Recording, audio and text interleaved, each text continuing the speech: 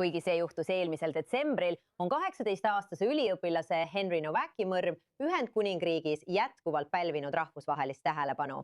Nowaki Pusitas Southamptoni linnas surnuks Vikram Digve, kes väitis, et Novak solvas teda rassiliselt ja et ta tegutses enesekaitseks.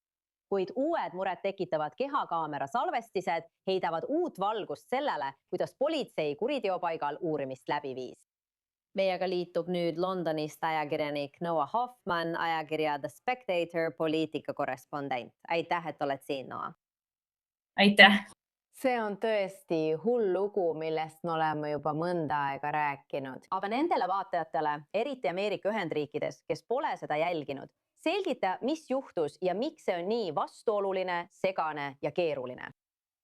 See on tõeliselt traagiline juhtum 18-aastasest üliõpilasest, kes Southamptonis surnuks pussitati.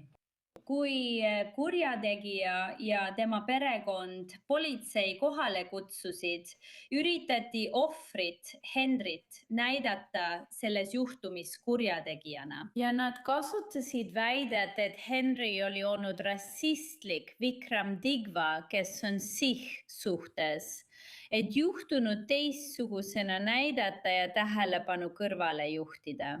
Kui politsei kohale jõudis, oli Henry juba noaga löödud ja ta ütles politseile, mind on pussitatud, ma vajan abi, kuid politsei vastas, me ei usu sind.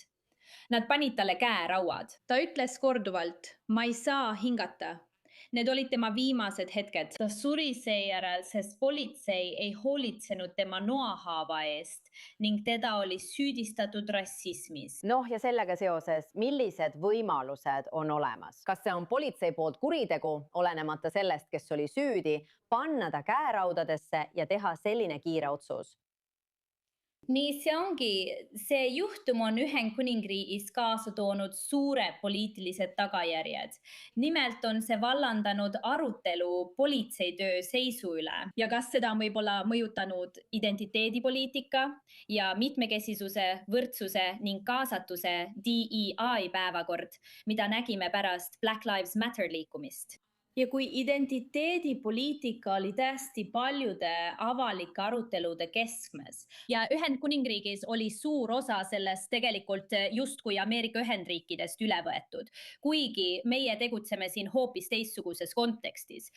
Siiski on sellel olnud ka palju poliitilisi tagajärgi. Selles mõttes, et on pettumust, et mõned poliitikud kasutavad seda tõeliselt traagilist juhtumit võib-olla oma eesmärkidel. Kriitikud ütleksid, et see tekitab rohkem lõhesid ajal, mil ühiskond peaks kokku tulema ja mitte pingeid õhutama. Õige. Ja me näeme nii palju vägivalda, massitulistamisi ja muud sellist. Ja ilmselgelt on selline asi, kui me oleme nii polariseerunud, iseenesest üsna hirmutav ja ohtlik. Nüüd avaldatud kehakaamera salvestis näitab ka, et kurjategija, kes mõisteti üle 20 aasta vanglasse, ei rääkinud samuti tõtt. Jah, ma tahaksin sind parandada. Meil Ühendkuningriigis tegelikult massitulistamisi ei ole. Jah, see on tõsi. Meil on väga head relvaseadused, mis hoiavad meid selles osas turvalisena. Siiski on meil probleeme noakuritegevusega ja see oli veel üks näide sellest. Nii et on olnud palju arutelu selle üle, kas sikhidele lubatud religioossed tseremoniaalsed nuga, kirbaani tohib kaasas kanda või peaks see olema keelatud. See on nüüd teema, mida avalikus arutelus käsitletakse, kuid paljud sikhide kogukonna liikmed on välja toonud, et kurjategija ei kasutanud tegelikult religioosset nuga. Ta kasutas rünnaku toimepanemiseks teistsugust nuga ning nad arvavad, et see on pigem tähelepanu kõrvale juhtimine ja tegelik probleem ei seisne selles. See kurb juhtum on tekitanud palju küsimusi.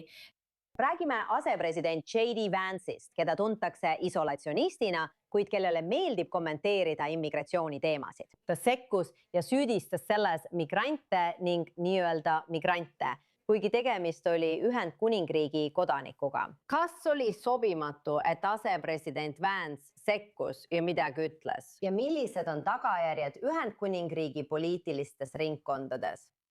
Ma arvan, et enamik inimesi siin on ühel meelel, et tema sekkumine oli üsna naeruväärne.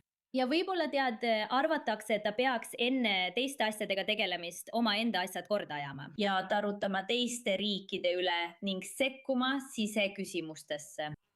Ma arvan, et David Lammy, kes on siin justiitsminister ja asepeaminister ning üsna lähedane J.D. Vance'ile, pidas temaga telefonikõne, kus ta palju diplomaatilisemas toonis kordas seda seisukohta. Nagu sa ütlesid, oli toimepanija britt, ta sündis siin.